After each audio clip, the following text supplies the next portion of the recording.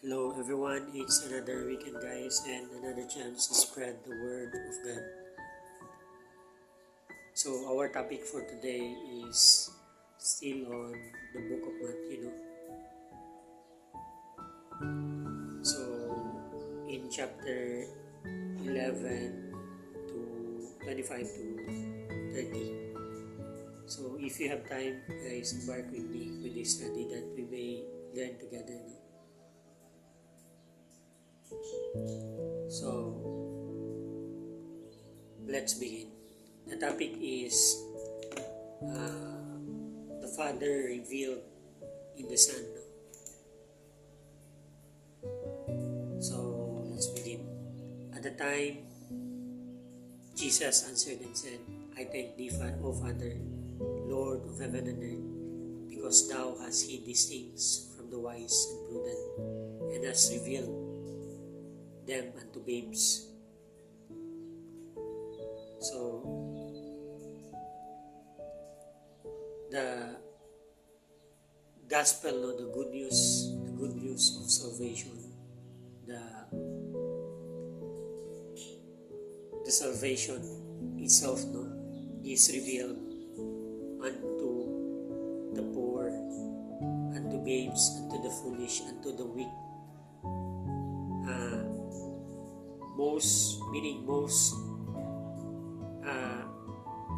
Most of the people who is in the who has this character, babes, who is weak, who is less in understanding, in knowledge, in wealth, they were the one who is drawn, who will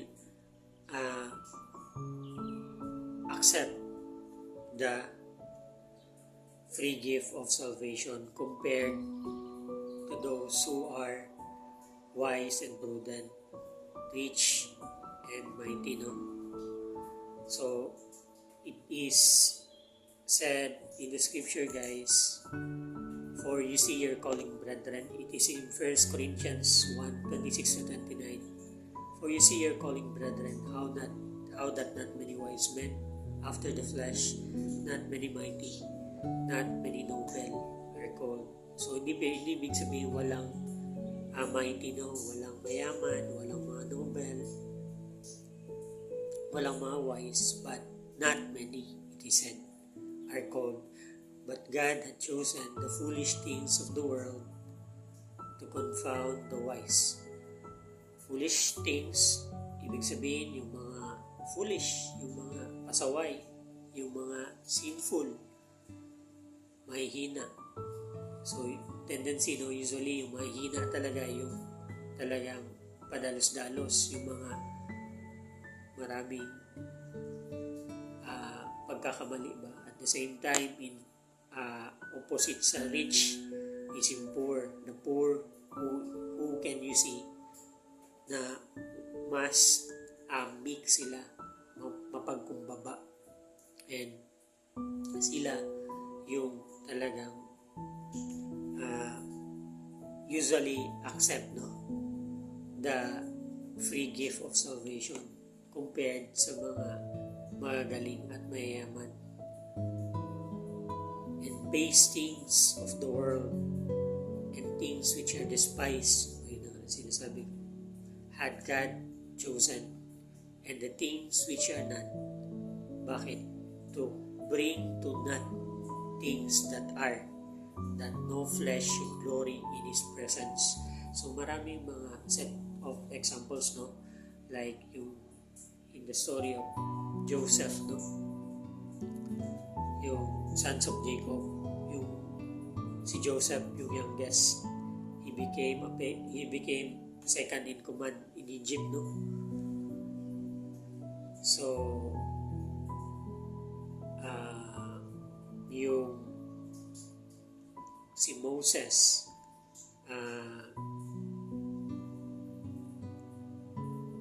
nagsistutter siya, but God chose Moses, to lead the freedom of Israelites, from Egypt.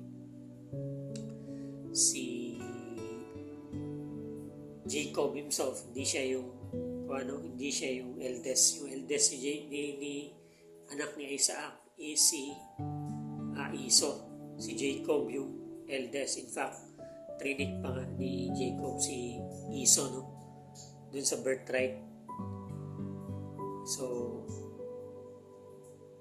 yung mga disciples, no, ni Jesus Christ, God chooses the fishermen, no? Sila Peter, sila Andrew, compared dun sa mga lawyers or dun sa mga professionals. Matthew, the tax collector, so very sinful in the sight of Jewish community, no? Jewish people. And Paul himself, Apostle Paul, apostles of the Gentiles. Apostles daw natin si Paul talaga. Way before naging apostle si Paul, naging believer siya. Prior to that, he persecuted, no, the disciple of Jesus Christ, and he was feared by the disciples, so early disciple believers of Christ, no, feared talaga kasi maraming pinapatay si Paul. Para siyang sundalo /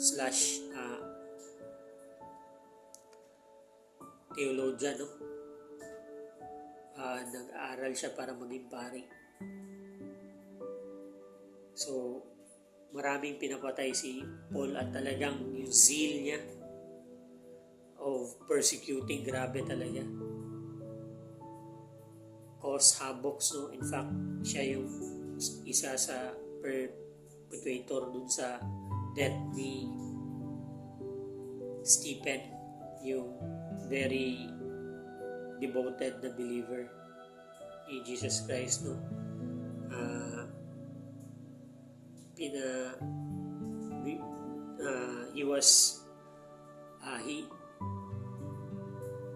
He was stoned to death, no? And Stephen says before his last breath, no, that he prayed for those who persecute him, those who killed him, and he said that Lord, forgive them, for they do not know what they're doing. So he prayed pa, no, for dun sa mga taong pumapatay sa kanya. Si Paul yun. And even remember niyo yung on the way si Paul kasama yung dalawa yata ng mga sundalo din going to Damascus, and then nakakita siya ng bright light, si Jesus Christ. Nahulog sila sa kabayo, and then ang sabi ni Jesus Christ, Paul, why are you persecuting me? It is hard for you to kick against the stone. And sabi ni Paul, nabulag siya eh. Sabi niya, who art thou, Lord? This is me, Jesus Christ, the one that you're persecuting. So, nabulag siya at naging convert si Paul at naging sobrang grabe na convert. So, hinil ni Ananias, no, yung blind eye niya, and then naging isa sa pinaka malakas na disciple ni Jesus Christ, one of the 12 disciples, no, pumalit kay Judas Iscariot. So, at marami pang iba. In verse 26, even so, Father, for so it seems good in thy sight, all things are delivered unto me of my Father, and no man knoweth the Son, but the Father, neither knoweth any man the Father, save the Son, and he to whomsoever the Son will reveal him. So, ibig sabihin, God gave the full authority to Jesus Christ, for God know the Son, and Jesus Christ knoweth him, and no man knoweth the Father except the Son, Jesus Christ, and whomsoever the Son will reveal Him. So, at kung kanino man yung pipiliin ni Jesus Christ, no, the Son, to reveal it to the Father. And in verse 28, "Come to me, all ye that labor and heavy laden." Lumapit kayo sa akin, no, yung mga nabibigatan, yung mga nahihirapan, and I will give you rest. Bibigyan ko kayo ng kapahingahan. Tuol kamo kanako, kamo nga naglilisod, no? Kung bugat ang gidala, kung hatagan ko kamo, kung pahuway. "Take my yoke upon you and learn of me, for I am meek and lowly in heart." Dalhin nyo yung yugo ko sa inyo at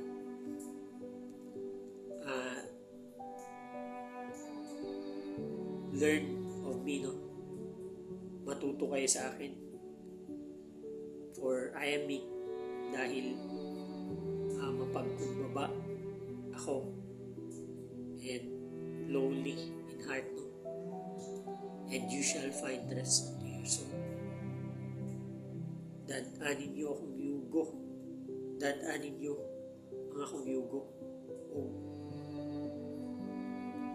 Learn of me, no? For I am meek. Mapahipusado ako. Lowly in heart. Umakitaan ninyo ang pagpahuway sa inyong kalag. For my yoke is easy and my burden is light. Kaya ang akong yugo sa iyo. My yoke is easy. Ang akong yugo, ang yugo ko ay madali, no? Ang aking at ang aking trabaho is magaan. Ug ang akong pagsulay gaan is light. My burden is light. So, napakaganda nito na verse, no? 28 to 29. Matthew 11, 28 to 29. "Come to me, all you that labor and are heavy laden, and I will give you rest. Take my yoke upon you and learn of me, for I am meek and lowly in heart, and you shall find rest unto your soul. For my yoke is easy and my burden is light." So God is calling not the strong, not the mighty, not the perfect, not the strongest, no? But tinatawag niya those who are labor and heavy laden. So yung mga nahihirapan, usually yung mga makasalanan, no? At mga mahihirap, who do not trust in their own riches, no? In their own understanding, but lay their foundation sa rock, which is Jesus Christ. Trust in the Lord with all their heart. So, yun yung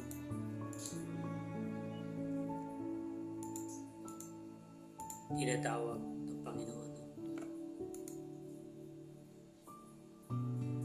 Luke 4:18, "The Spirit of the Lord is upon me, because He had anointed me to preach the gospel to the poor.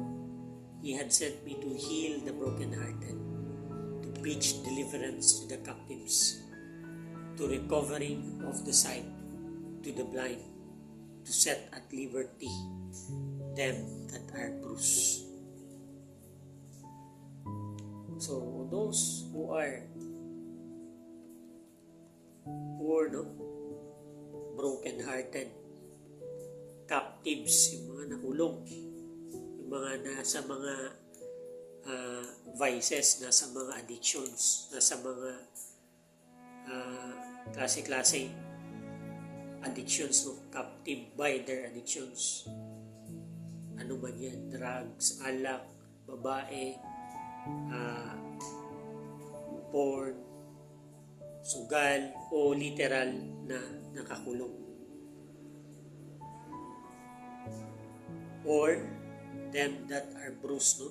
Yung mga talagang nasasaktan physically and mentally.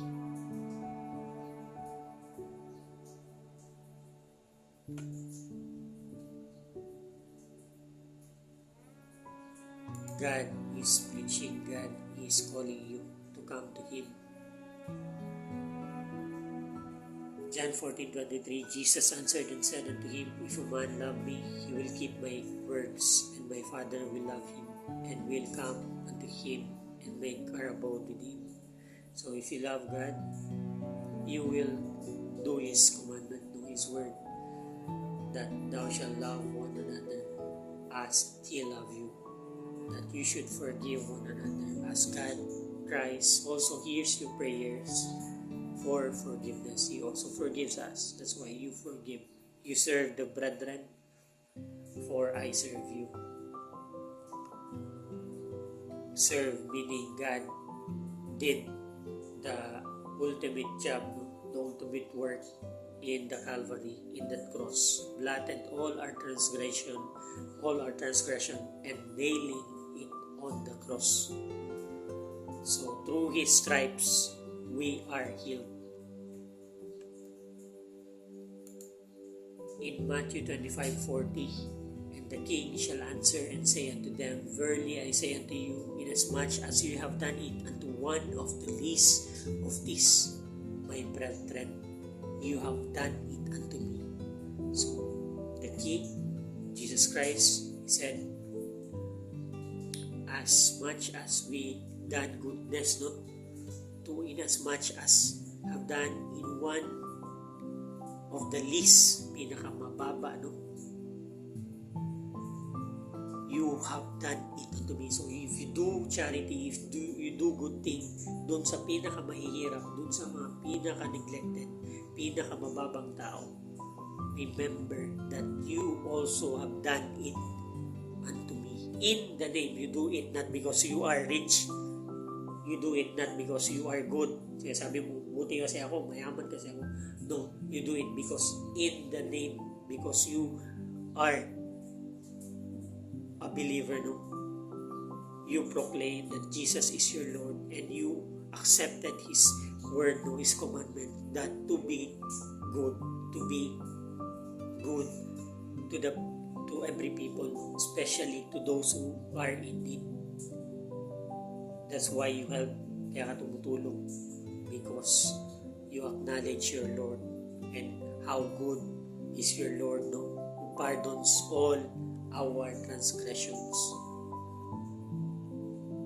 that we may be made whole, become righteous, and we able to enter in because of that atonement, because of that sacrifice.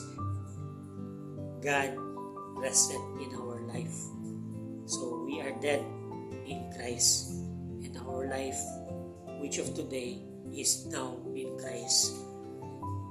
So yung old self natin, binitiwan na natin, because we now walk according to Christ's ways, which is His commandment. Proverbs 19:17.